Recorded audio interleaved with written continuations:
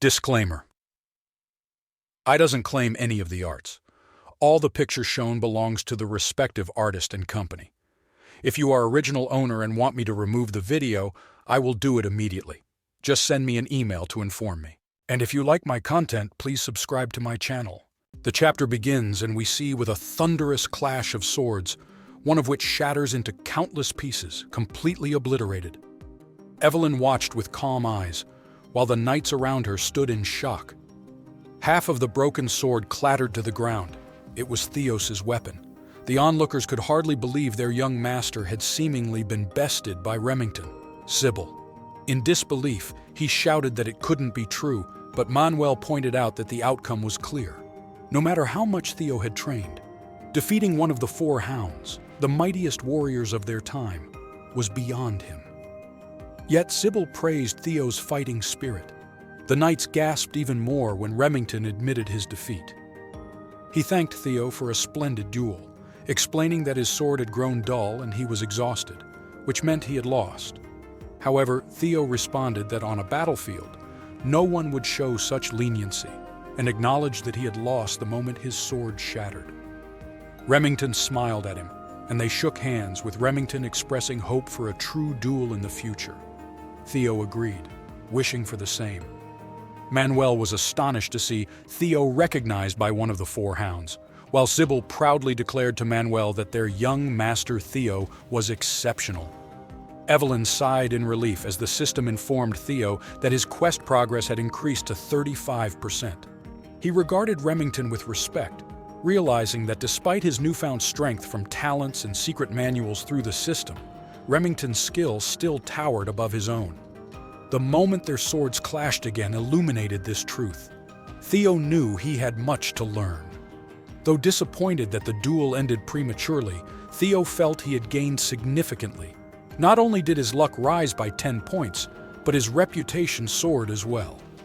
Still, he felt discontent with his quest progress, which hadn't advanced as much as he had hoped. He pondered what event or challenge might help him earn more recognition. Then Remington called out to him, revealing he hadn't come merely for a duel. Handing Theo an envelope, he invited him to join the prestigious Scaled Dragon Society. Sybil gasped in shock. She knew this society was exclusive to those specially chosen. Manuel could hardly believe it. Remington had personally invited Theo. Equally surprised, Theo questioned whether someone like him belonged in such an esteemed group. Remington brushed aside Theo's doubts, assuring him he was more than qualified. He explained that the Scaled Dragon Society wasn't as serious as it sounded. It was simply a social gathering for peers preparing for the upcoming awakening ceremony. Curious, Sybil asked why Theo was being invited, while Bennett looked overwhelmed and on the verge of tears. Though unsure of Remington's true intentions behind the invitation, Theo recognized that this society revolved around Axion and was filled with individuals who often looked down on him. He realized this could be the perfect opportunity to advance his quest and gather crucial information about Axion and Chia Palace. With no reason to decline, he accepted the invitation with gratitude. The knights were astonished at Theo's invitation to join the Scaled Dragon Society, and the system notified him that his quest progress had increased by another 1%. Remington shook Theo's hand with satisfaction over his decision and encouraged him to ask any questions he might have. He mentioned that their next meeting would be in 2 weeks. Meanwhile, Evelyn silently observed them from afar, deep in thought as she lit her cigar. Moments later at Rose Palace, Cecilia burst into Theo's room, calling out to him excitedly. Surprised, he told her he was just about to share some news, but fell silent when several maids followed her inside. Stammering slightly, he asked what was happening. Cecilia explained breathlessly that she had heard about his invitation to the Scaled Dragon Society. She elaborated that this society included Axion, the son of the cunning Amel, as well as other brilliant talents like Remington. The maids began assessing which colors suited him best, while Cecilia explained how important it was for him to impress the council. Everything about him, from his attire to his demeanor, would be scrutinized. As she measured his shoulders, Cecilia reassured him that while his etiquette would be flawless, she could help with his appearance and presence. She reminded him of her past as an actress and how well she understood these matters. She was eager to assist him in making a great impression. Theo knew all too well that he often bore the label of being the illegitimate child of a commoner concubine, a burden Cecilia always felt guilty about despite it not being her fault. In the cold Ragnar clan environment, he could only imagine how difficult it must have been for her, especially with a son often viewed as lacking. Cecilia then hugged him tightly, calling him her son, and expressing her unwavering belief in his potential for success. Touched by her words, Theo returned her embrace and assured her there was no need for worry anymore. The room filled with emotion as everyone present felt moved by this heartfelt moment. Cecilia proudly declared that her son was joining the Scaled Dragon Society. 2 weeks later, on the night of the Scaled Dragon Society banquet, Remington stood outside Rose Palace waiting eagerly. His eyes widened in surprise as Theo emerged dressed impeccably alongside Cecilia and a few servants wishing him good luck. Theo smiled back at Remington, who still seemed awestruck by how different he looked. Theo laughed off Remington's compliments but couldn't help but feel pleased inside. Indeed, he felt transformed after 2 weeks of intense training and growth. He had grown taller and more muscular under Remington's guidance, who visited daily and became a close ally during this time. Evelyn sighed repeatedly during those weeks. She had only intended to give Theo brief lessons, but somehow found herself deeply involved in his training process. As they rode in their carriage through the night streets towards Destiny's banquet hall, Remington asked if this would be Theo's first formal banquet. "It is," Theo replied nervously. Remington reassured him there was no need for anxiety. He believed Theo would shine tonight, but also cautioned him about Axion, leaving Theo puzzled at first until Remington clarified that Axion could be quite mischievous, but it was actually Axion who extended this invitation, not himself.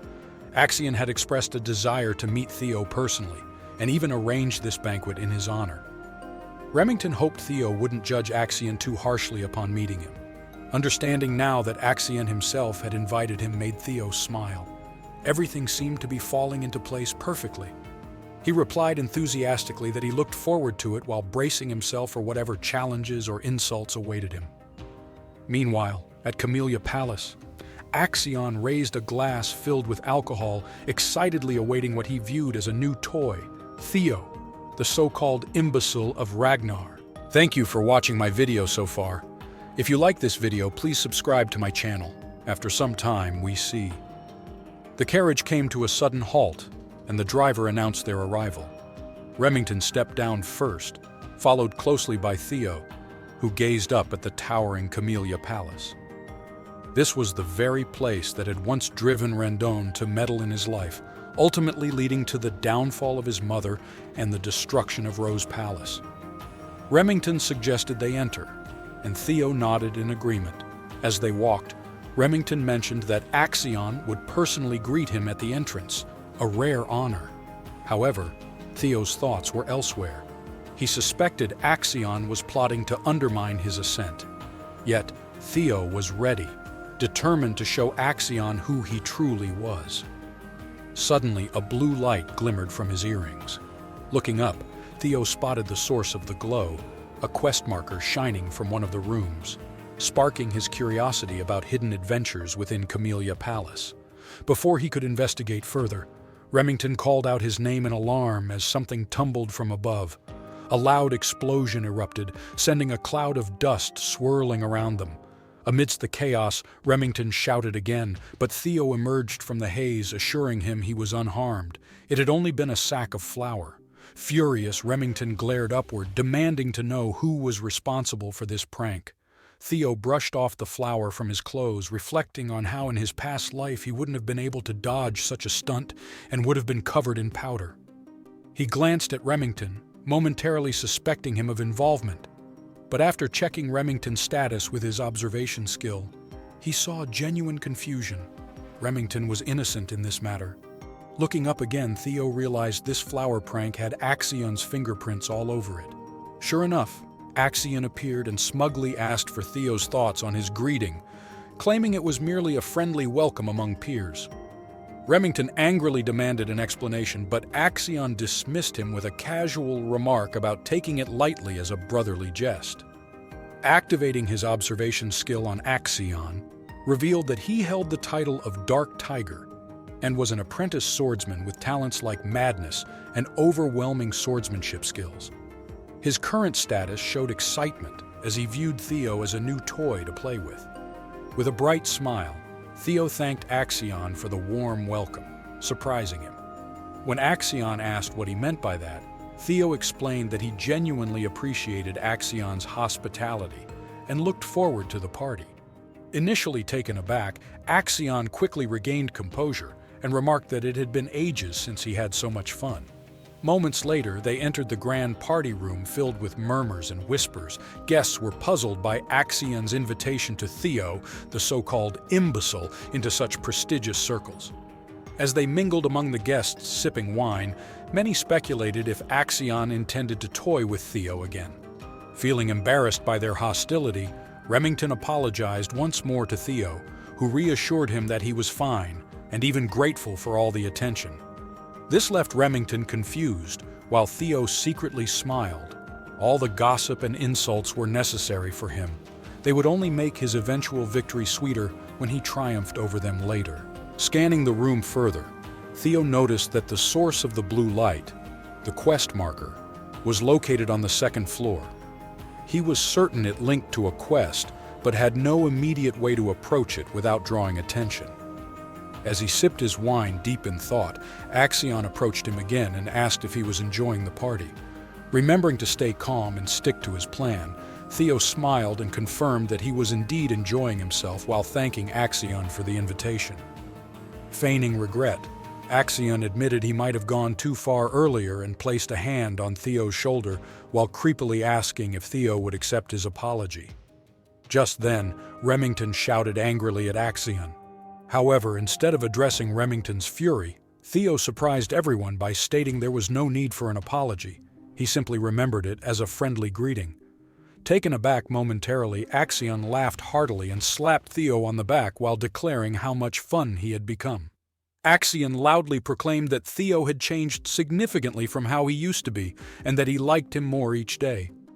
The guests laughed mockingly at this display, teasing that Theo was merely acting like Axion's lapdog. One man sneered that someone like Theo, an illegitimate child, could never stand up against noble blood like that of the Trovian family. Another guest echoed this sentiment, questioning how someone born of a random woman could ever compare to the esteemed swordsmanship lineage of the Trovian clan. Despite hearing these whispers aimed at him, Theo maintained his composure with a smile while suppressing his anger. One guest remarked that if they looked into it closely enough, they would find Remington also bore illegitimacy, a statement that stunned everyone into silence as it touched upon a forbidden topic. Sensing Remington's discomfort and feeling increasingly furious himself, Theo decided it was time to act. He called out to Axion and suggested introducing himself to his new friends. Striding over to their table with determination, he grabbed a bottle of wine and approached the man who had insulted Remington. The man sensed something amiss and stuttered an apology for any offense caused. Without warning, Theo swung the bottle down hard over the man's head, a stunning blow that shocked both Axion and Remington alike. The man screamed in agony as blood flowed from his head while calling Theo a bastard. Unfazed by this insult, Theo swiftly kicked him down to the ground and calmly questioned what exactly he meant by bastard, noting that all he'd done was offer a friendly greeting. Panic erupted among the other guests as they whispered in disbelief. Could this really be the imbecile they had always assumed? Meanwhile, Theo's tutorial quest progress surged impressively to 43%. Realizing this wasn't the same person they knew anymore shocked Remington deeply. He wondered if this transformation was all part of some act for his sake. Standing over the fallen man with a chilling smile plastered across his face, Theo declared that he had merely extended his welcome before stepping on the man's arm and asking if it was time for him to bid farewell. The man pleaded for mercy as Theo gripped tighter on his arm before snapping it with a swift motion. The sound of breaking bone echoing through the room left everyone frozen in shock as Theo's quest progress skyrocketed to 59%. As pain coursed through the fallen man's body, causing him to collapse in agony at their feet, Theo released him casually before asking if anyone else wanted to say hello, now reaching 66% completion in his quest progress. At this moment, guards emerged from their hiding spots, surrounding him with drawn swords aimed directly at his head while shouting threats about paying dearly for harming their young master. Unfazed by their intimidation tactics, knowing full well who Ian Hanabi III was, the young master of one of 6 snow clans supporting Ragnar, Theo calmly addressed them with confidence. He acknowledged their clan's position, but made it clear he wouldn't tolerate their disrespect any longer. He then boldly questioned whether Ian's status truly mattered when faced with such insolence from Ragnar's bannerman dogs, and asked if they were prepared for consequences stemming from such reckless words. The knights stood paralyzed with fear, grappling with the intense pressure surrounding them, uncertain if the figure before them was truly the infamous Ragnar they thought they knew. Suddenly, one knight grasped the seriousness of their predicament. Theo, being a direct descendant of Ragnar, possessed the right to inherit his legacy. Ragnar ruled over the 6 snow clans in the north, and declaring death upon a bloodline of the Dragon Lord was such a grave sin that annihilating an entire clan seemed almost justified. The knight realized that while this had not applied to Theo for many years, it certainly did now, and they needed to apologize without delay. However, before they could act, Theo commanded their execution. A sword sliced through the air with deadly precision, severing the heads of the knights who had drawn their blades against him. He stood there calmly, as their bodies crumpled to the ground. The guests, including Remington and Axion, were taken aback by the sudden brutality, while Theo's quest progress surged to 70%. Just then, Evelyn appeared and inquired when Theo had noticed her following him. He simply replied that it was obvious, even though he hadn't known her reasons for trailing him. Relief washed over him. Her presence allowed him to turn the tide without hesitation. Their eyes met, and a tense silence enveloped the room. The night before, in a quiet chamber, Julius poured himself a glass of wine and reminded Evelyn of her earlier vow not to take on any more disciples. He queried whether her new student in swordsmanship, Theo, was to her liking. Evelyn, uninterested in idle chatter, pointedly asked if Julius didn't have other matters to attend to, recalling how he only lingered close by before her retirement. Julius chuckled, admitting that teasing her had become his latest pleasure, and pressed her again for an answer about Theo. Evelyn sighed and noted that Julius was drinking expensive wine. Undeterred, he drank anyway and insisted on an answer. Finally, Evelyn conceded that Theo had far surpassed her expectations in both attitude and skill, declaring him the best student she had ever taught. Curious, Julius reminded her that Axion had also been under her tutelage, and asked if she still considered Theo superior. Evelyn confirmed this assertion, explaining that Theo's potential eclipsed even Axion's. She assured Julius that these were not mere empty words. Julius laughed lightly at Evelyn's keen perception, which gave her an edge in recognizing talent. He then asked if Theo had been hiding his strength all along, since it seemed impossible for someone to change so dramatically overnight. Evelyn agreed, but found it odd that someone who had concealed their power for so long would suddenly start showcasing it. She warned that being overly hasty often led to mistakes, and sensed that something was pursuing Theo. This concern fueled her worry about his involvement with the Scaled Dragon Society. Julius suggested that Axion might be behind her unease and advised her to follow Theo if she was truly concerned. Confused by his implication, Evelyn listened as Julius explained that when wolf cubs hunt for blood, they often establish their hierarchy. A significant event was bound to occur. With a sly grin, he added that while she was there, she might as well entice him into joining the white-armored dragon cavalry. He placed a cavalry uniform on her table, leaving her momentarily stunned as he walked toward the door. He playfully suggested that both she and Theo should join the cavalry together, and teased her about not retiring just because he couldn't ride a dragon. She needed to take responsibility for introducing him. Waving goodbye, Julius remarked on how excellent the wine had been. leaving Evelyn speechless as she glanced at the uniform and quietly acknowledged its quality. Back at Chamelia Palace, Evelyn observed Theo and realized he had orchestrated everything intentionally. He had known she was following him all along. It dawned on her that perhaps Theo had joined the Scaled Dragon Society with this exact scheme in mind. He wasn't someone she needed to fret over after all. She pondered when exactly he had detected her presence and confirmed to herself that he was far from ordinary. In fact, Theo had sensed Evelyn's presence from the moment he entered the carriage. His dragon heart enabled him to unleash his energy perception, often referred to as a sixth sense, which he was grateful for as it meant everything was falling into place for his plan's final act. Turning towards Evelyn, he addressed her calmly about how most present had shown disrespect towards a successor candidate and asked what punishment awaited such an offense. His question shocked and horrified the gathered nobles. Evelyn replied that according to clan law, immediate execution could be warranted. Smiling at her response, Theo suggested that since those who offended were merely children who hadn't undergone their awakening ceremony yet, she should only take one of their arms instead of executing them outright. Without hesitation, Evelyn lunged at the guests while declaring she understood what needed to be done. Panic spread among the nobles as they stuttered pleas for mercy. But it was too late. She swiftly severed the arm of the first noble in line while announcing she would deal with the second son of the Bayon clan next. One by one, she moved through the room, cutting off arms from nobles of various clans, first son of the Red and White Mercenary Corps, fourth daughter of the Ceres Merchant Guild, third son of Clark clan, first daughter of Howard clan, each strike causing Theo's tutorial quest progress to climb from 72% to 76%, then finally reaching 79%. One nobleman grabbed Axion's pants in desperation, begging for help. However, Axion merely looked down at him coldly and asked why he should intervene when it was merely a greeting. The man stammered in disbelief, trying to comprehend Axion's indifference. But before he could react further, Evelyn slashed his arm off, leaving him writhing on the floor in agony, while announcing she had dealt with the first son of the Peronic family.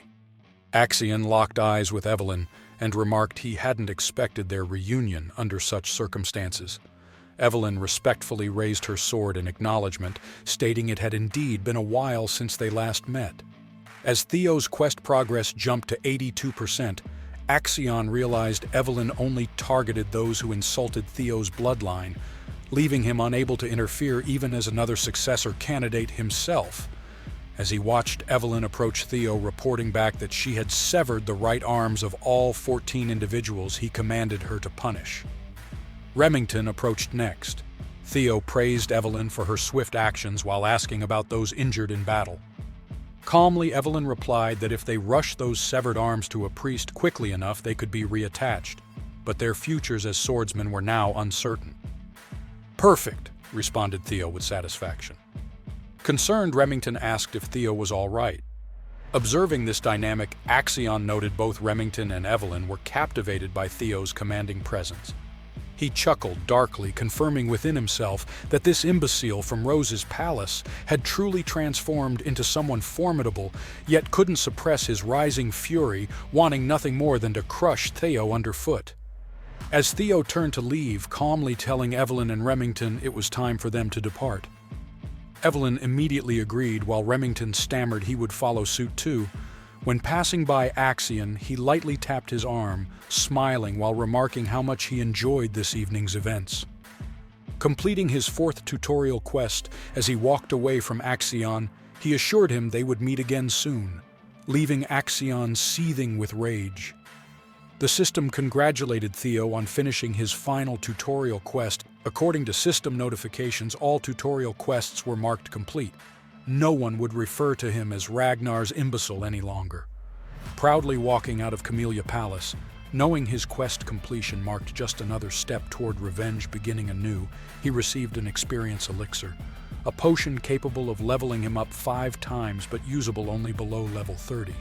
Later back at Chamelia Palace, Amal worked diligently on paperwork when a man rushed in reporting chaotic events from earlier evening's gathering at Axion's Scaled Dragon Society. Shocked, Amel demanded he repeat himself as disbelief washed over both Amel and Ed upon hearing what transpired. Meanwhile, at Rose Palace Inn, Sybil raised his glass high, celebrating their young Master Theo's astonishing debut into high society. The others cheered, clinking glasses together, excitedly surrounding him during this jubilant occasion, making him feel an overwhelming sense of belonging as relief flooded through him. Victorious, he drank deeply from his beer, surrounded by comrades, finally feeling like part of something greater than himself. And with that, this chapter ends. Thank you for watching this video until the end.